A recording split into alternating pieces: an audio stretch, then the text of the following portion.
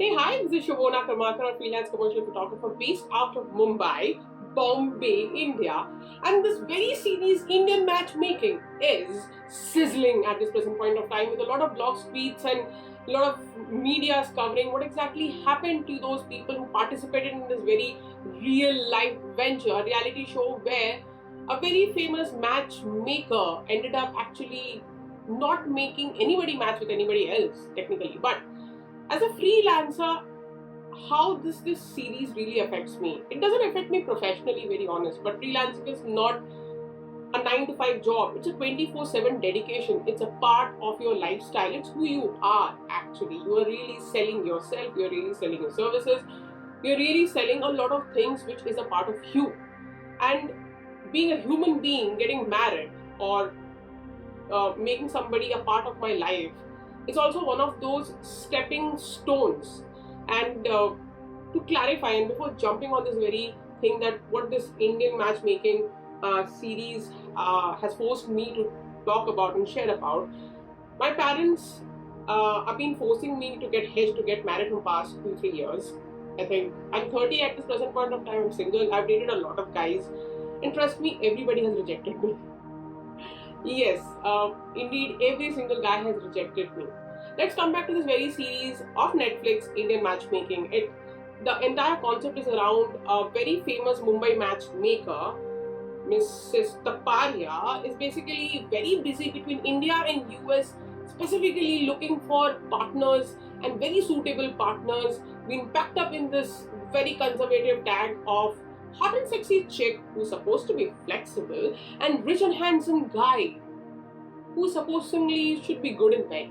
Right? If you're missing that very line, you should actually go through the very first episode where this astrologer is so concerned about the fountains in beds. But how realistic is it when it comes to sexy and hot chick who should be flexible and a rich and handsome guy who should be good in bed? It's kind of real to an extent.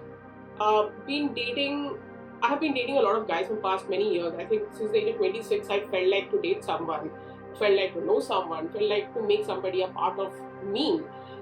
And being a person who has not had a fair chance or a fair share of a good past with a lot of abuse, which is sexual, physical, emotional, psychological, professional, it has ruined my mental health for a long period of time. This has made me very, very intimidating. This has made my personality, as per other people, very strong, intimidating. At the same time, it's very attractive. But trust me, on these platforms like Jeevan Sathi and Shadi.com and any of the matrimonial sites, it's very scary to see the kind of business deal kind of conversations happen between a girl and a boy. I'm not going to take side of a girl. There has been instances where I've literally seen where a girl is literally looking for a very hot and handsome guy, especially in NRI, so that she can just leave the country. And there are a lot of cases which I can take side of. Is maybe she is not exactly happy in her family, or maybe she's been treated so badly, or she is not getting the opportunity to be what she wants to be, and she thinks this is the only way to escape. But the other side can be the girl can simply be a gold digger. Well, that is pretty much what I have to say in terms of justifying what girls generally look for on matrimonial side. When it comes to being a woman looking for a man, trust me, 9 out of 10 guys have given me invitation with the very expect that I look intimidating, I look attractive, I look interesting. But when it comes to conversation, they are completely clueless. Whenever I've asked them what exactly they are looking for, the very answer is connection. And I'm so frustrated with this answer that nowadays I literally ask them, are you looking for broadband or TV connection? Trust me, these are the only two connections which are going to stay with you as long as you pay for it. This term connection is been used by all these guys in such a vague manner. And when I ask certain questions like, do you want kids? Are you in favor of adopting a kid? Or are you in favor of having your own kid? Do you know cooking? Will you be helping me with my daily chores? Are you okay if I go away overnight for a job? And when I share my perspective, then I'm totally cool. You go for night outs, you go for hangouts with your friends. It's totally fine, as long as you don't change your sexuality. And it's one fun fact, I've met a lot of guys on online dating apps as well as on matrimony sites where they've been forced to date and marry someone which doesn't even suit their sexuality. I've met a lot of gay people, I've met a lot of bisexual people who have a higher preference for the same gender.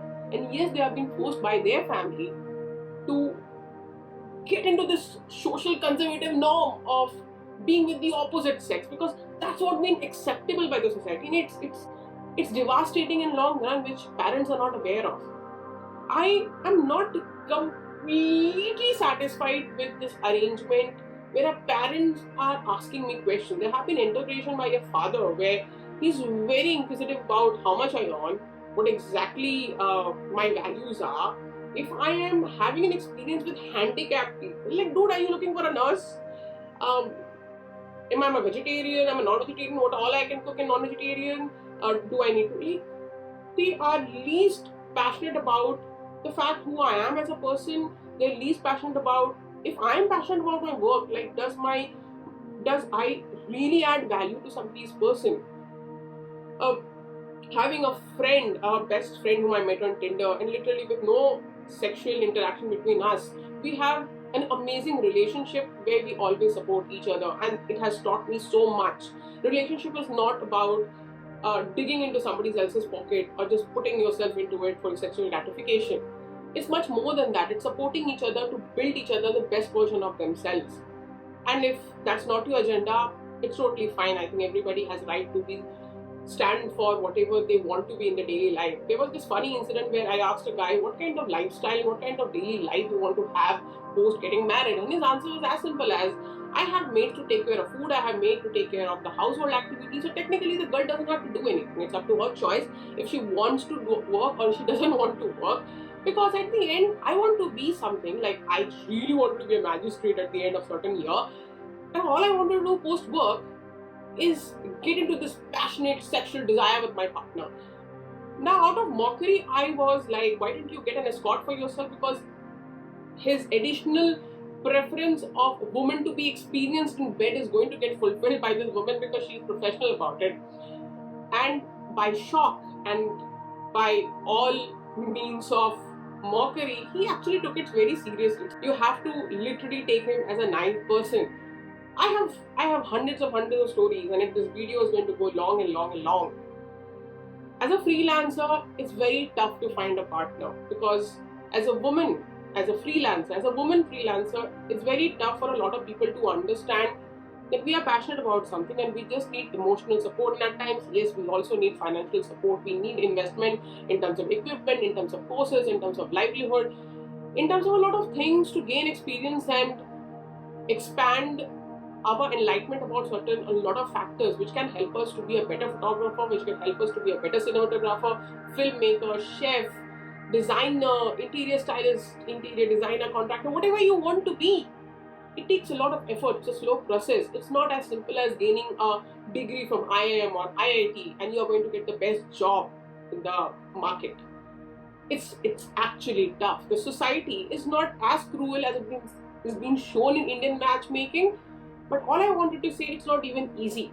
We do live in a conservative society, but there are men, there are girls, or they are eager to meet you to make your life a better place. That's pretty much. Don't lose hope.